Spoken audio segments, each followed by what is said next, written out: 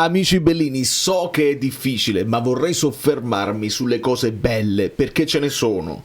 E ho fatto una riflessione oggi, insomma, guardando in giro, mi rendo conto che gli attacchi arrivano da tutte le parti, anche dall'interno. È inevitabile, oddio, si dovrebbe evitare, ma è inevitabile. E ho fatto una riflessione su quello che fu l'anno del disastro post scudetto, e ci fu un momento, ho chiesto agli amici bellini proprio del gruppo Telegram, dice: vi ricordate che io feci questo gesto, tolsi il logo tricolore per rimettere il logo normale perché non mi sentivo più detentore del titolo. Devo dire la verità, quest'anno è il contrario. Anche se perdiamo le partite, anche se usciamo dalle competizioni, io mi sento orgoglioso di come il Napoli stia lottando e non stia mollando. Di conseguenza cominciamo.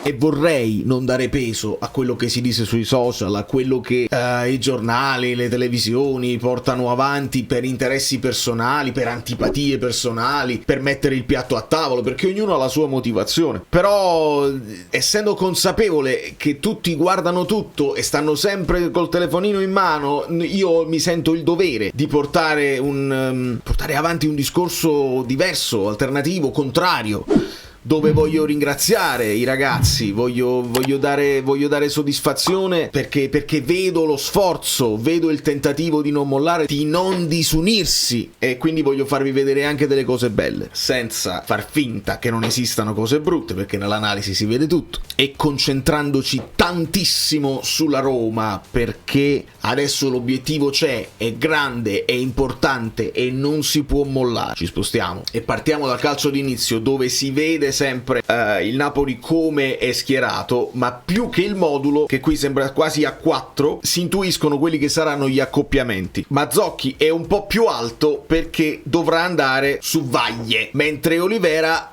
dovrà vedersela con Addai. Poi dopo, quando i giocatori del Como si muovono e cambiano di posizione, il Napoli deve scegliere, ogni giocatore deve scegliere se continuare la marcatura che gli è stata assegnata o se lasciare e fare le scalate. In questo caso, per esempio, Olivera si accorge all'ultimo momento che gli è scappato Smolcic, che in teoria è di Vergara, però nel momento in cui Addai resta più esterno e Smolcic fa questa sovrapposizione interna, diventa di Olivera.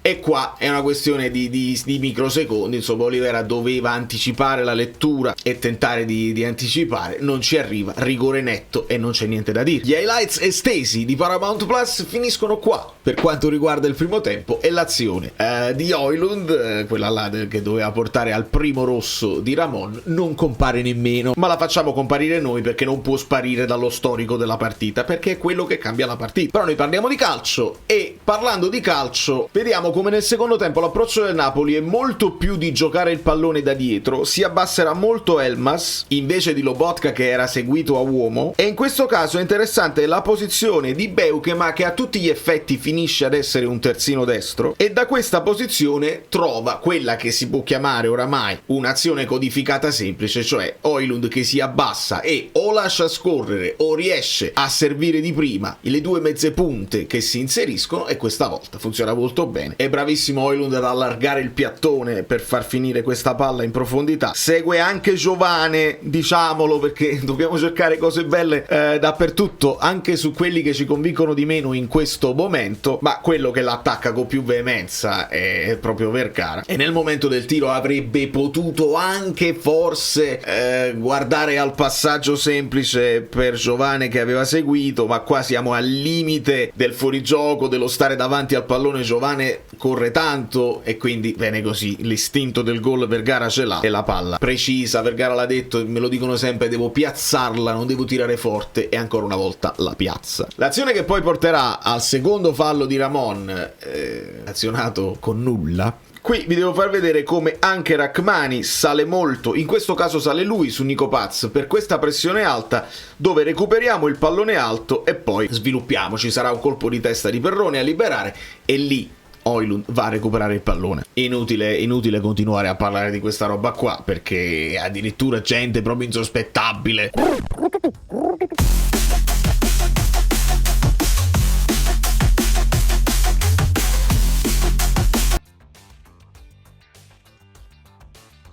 Calvarese, il Penguin, tutta una serie di personaggi che di solito non sono mai pro Napoli o a prescindere, insomma. Vabbè, diventa veramente di difficile giustificazione, non sapremo cosa si sono detti, se si sono detti delle cose, non ha neanche senso parlarne più. Ognuno si faccia la sua idea e ognuno continui a guardare il calcio per i motivi che vuole. Quello che ha sorpreso un po' tutti è che l'abbia tirata Mazzocchi questo calcio di punizione. Cioè Elmas, che di solito è tenuto ai piazzati, l'ha tirato nel primo tempo, e anche i calci d'angolo dalla sinistra. Strana questa scelta, tant'è vero che ci sono un po' di giocatori del Napoli sorpresi forse anche dal tentativo. Vediamo Rachmani, vediamo Højlund, lo stesso Beukema. Dici, ma che fa? Cioè, sembra a gesti chiedere perché hai provato a tirare in porta. Forse c'era uno schema da fare e Mazzocchi ha pensato, se la sentiva, si sentiva il piede caldo e ha tirato. Non lo so, scusatemi, devo aggiungere un amico bellino al gruppo Telegram. Come vedete, non hanno finito, cioè nel momento in cui Mazzocchi va a recuperare la sua posizione, continuano i ragazzi a chiedere ma che hai fatto? E secondo me queste cose qua, e ne vediamo anche altre dopo, con la settimana tipo potrebbero sparire, nel senso che ci sarà più tempo per preparare anche i minimi dettagli, che quando hai poco tempo e devi arrabattarti con quelli che hai, non si può curare tutto, sarebbe sovrumano. Secondo me queste piccole cose si possono aggiustare. Ho visto gente sui social che se l'è presa con Lobotka, ho visto gente che se l'è presa con Milinkovic-Savic. Ripeto, se è questione di mettere il piatto a tavola, che voi con i vostri con le vostri post, con i vostri atteggiamenti, con le vostre tranciate mettete un trancio di pizza a tavola, e allora io lo accetto anche. Ognuno deve fare quello che deve fare se è questione di sopravvivenza. Se invece questi atteggiamenti vi fanno solo sentire importanti perché avete un pochino di movimento sui vostri social media, vergognatevi, perché fate il danno a noi stessi. Cioè già quello è come dare terreno fertile a quelli là che invece ci vogliono vedere distrutti, ci vogliono belli e perdenti. Dovremmo stare un attimino più attenti. Poi è normale, durante la partita è la foga stessa, là è amore che ti fa dire delle cose, ma se tu a partita finita, a freddo, qua fa una grande parata Milinkovic-Savic. E il rigore di Lobo purtroppo è a mezza altezza, è un po' morbido, e che sembra che insomma più che un tiro è un passaggio forte. Non era angolato male, però sappiamo che diventa imparabile se lo mandi qua o se lo mandi qua. Qui lo ha mandato per esempio Alisson Santos, qui lo ha mandato Elmas, e se lo mandi in questa zona, nella spinta, se intuiscono il lato te lo possono prendere. Questo sono io con la squadra in questo momento. So che non siamo pochi, 30.000 non siamo pochi, però YouTube, i giocatori non vanno su YouTube, i giocatori stanno su Instagram, i giocatori vanno su X, i giocatori stanno su TikTok. Quindi purtroppo io non lo faccio quel lavoro là, non ci riesco, non mi viene facile, non mi piace nemmeno. Però fateglielo sapere voi altri che state sui social dove loro bazzicano e dove loro tendono a rispondere a quelli che li insultano. Fategli sentire un pochino di affetto, che secondo me ne hanno bisogno. Molto bello Oriali, anche questa la ricordate la scena, no? Quando no, aspetta, non mi permetto, via il logo, perché Oriali deve essere pulito. E dopo il rigore di Savic, che insomma sbatte sulla traversa, poi sbatte sulla mano, rivisto meglio, sbatte sulla mano di Butet. Impassibile in questo caso Meret, chissà che sta pensando in questo momento. Dice, magari fossi stato in porta io, ne avrei parato qualcuno, mi sarei buttato di là, questo tiro l'avrei potuto fare anche io, oppure no. Chissà. E sulla scelta di Lobotka come tiratore, come ultimo tiratore, credo che qui Conte fosse perplesso. E qua si sta rivolgendo a qualcuno che non possiamo sapere chi è. Posso intuire un Rachmani o un Juan Jesus, perché quelli erano rimasti Beukema, Amir e Juan Jesus. E evidentemente nelle gerarchie di Conte, oppure se l'avevano studiata, se l'avevano preparata questa cosa, comunque ti stai preparando una partita con possibili rigori, quindi un ordine devi averlo in testa nel momento in cui si sono sviluppate le sostituzioni. E Conte era un po' perplesso dalla scelta insomma di Lobotka di andare sul dischetto.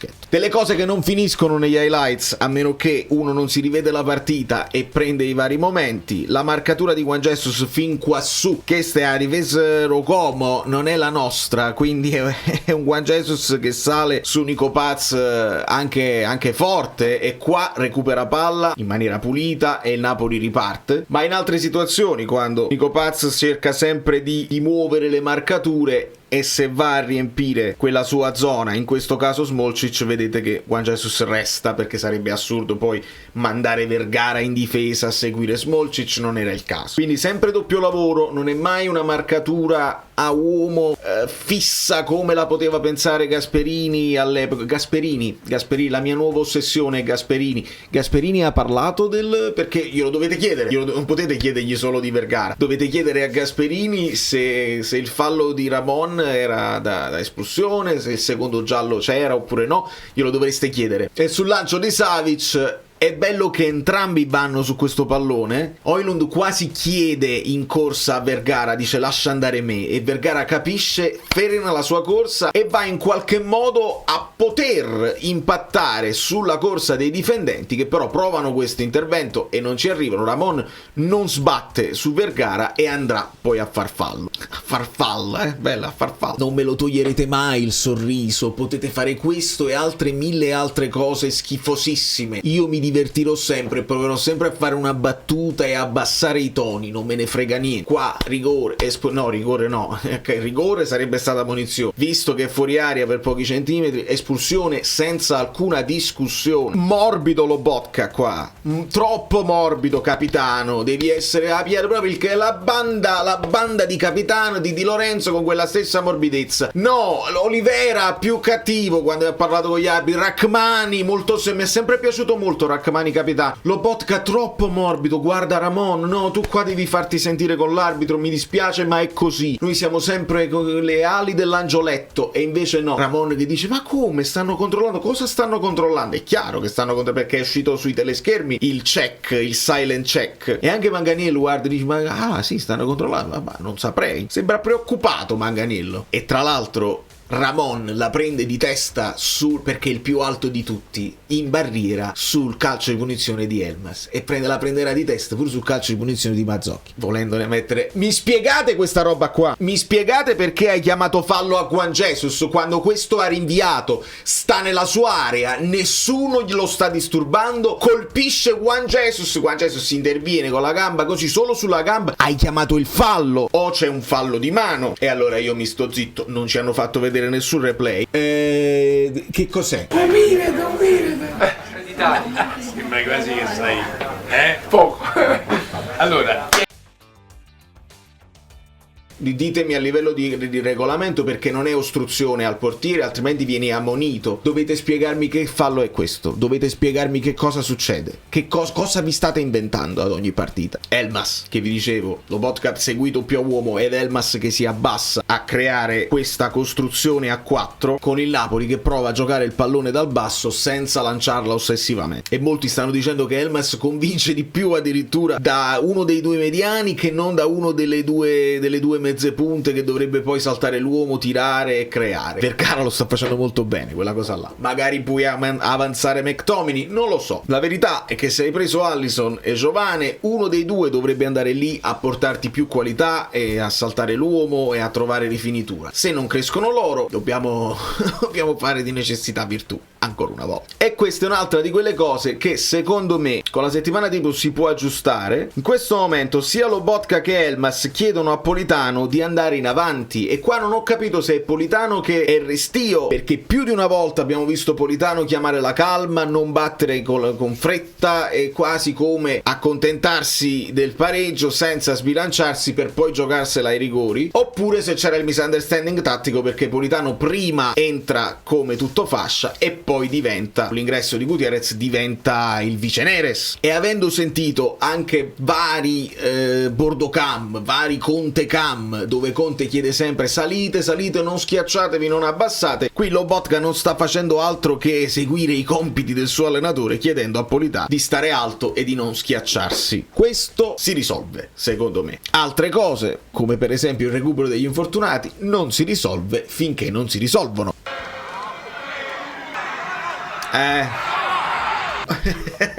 è un amico bellino che in privato mi manda il video preso dagli spalti di Højlund che viene abbracciato ripetutamente, dice qua manca un rigore per Højlund, clamoroso, non visto da nessuno. E io me ne sono accorto però, perché in reaction sentite quando io dico baci, abbracci, niente più, abbracci incredibili, la famosa stretta al collo di Elmas, quella che subisce Højlund, e continui strapazzi. Purtroppo, e lo abbiamo notato con Vergara e anche con Højlund, stanno rimanendo in piedi il più possibile proprio perché si è creato il caso mediatico incredibile, visto che noi siamo scorretti, aiutati dagli arbitri, rubiamo, facciamo così. È inevitabile che un giocatore va in campo e non si sente più libero di giocare come avrebbe giocato prima del clamore mediatico, e adesso ci pensano due volte, perché la prossima volta arrivano anche le ammonizioni per simulazioni, anche se vieni toccato. E purtroppo questa è la situazione. Ecco perché abbiamo una responsabilità. Invece noi di tifosi dell'Avi, invece di prendercela con Lobotka che non sa tirare, invece di dire che Savic non para un rigore nemmeno per sbaglio, eccetera eccetera, invece di prendercela con Conte, poi quando Conte se ne andrà tireremo le somme e vedremo quello che avrà fatto. Ma in questo momento io mi sento, ho fatto una chiamata su entrambi i mini social, una chiamata allo spalla a spalla di Benitez. In questo momento è fondamentale, perché la Roma non vede l'ora che insomma noi scivoliamo sulle bucce di banana e lasciamo libero l'arrivo al quarto posto, perché quello è l'unico posto rimasto. Per un periodo l'Atalanta, poi si sono fregati da soli con Juric, quelle tre non si muovono, perché qualcuna per merito, qualcuna per fortuna, qualcuna per diritto di nascita. Alla fine quei tre posti rimangono occupati, ne resta sempre solo uno. Se il Napoli fa qualcosa di straordinario tutti gli anni, quel posto ci spetta perché ce lo meritiamo, altrimenti c'è la Roma che sta investendo da molti anni, la Lazio ha sbagliato quello che qualsiasi cosa quest'anno col mercato, il Como vuole inserirsi, il Bologna di italiano per fortuna è crollato. Adesso vediamo se i due maestri, il maestro italiano e il maestro Sarri, perché poi il maestro De Zerbi si è fatta cartella pure lui, e quindi io li cito tutti perché saranno tutti i nomi che poi si faranno quando si dovrà parlare del post Conte. In questo momento dobbiamo essere convintissimi di fare il nostro mini campionato con la Roma, e comincia un altro campionato in questo momento e dobbiamo assolutamente vincerlo. E non mi avrete mai nel fare solamente video dove si piange per gli errori arbitrali. No, io parlo di calcio perché il calcio è una passione. Non mi avrete mai se poi solo perché il Como ha battuto meglio i calci di rigore, grande Como, il dominio sul Napoli è una cagata pazzesca, perché il Napoli ha giocato meglio del Como nel secondo tempo e meritava di passare. Non mi avrete mai a parlare solamente delle cose che non vanno senza vedere le cose evidenti che ci stanno facendo. E adesso vediamo cosa faranno a Conte, perché a quanto pare Mediaset è partita con la crociata contro, non si può dire testa di cazzo. È gravissimo che si rivolga in questo modo al direttore di gara, e non si può fare. E quindi un bel video approfondito con tanto di sottotitoli, uguale a quello che successe con Lautaro, a quello che successe con Acerbi, a quello che è successo con Maignan, a quello che succede con Allegri, a quello che succede con Gasperini, quando lo fa Spalletti, quando lo fa...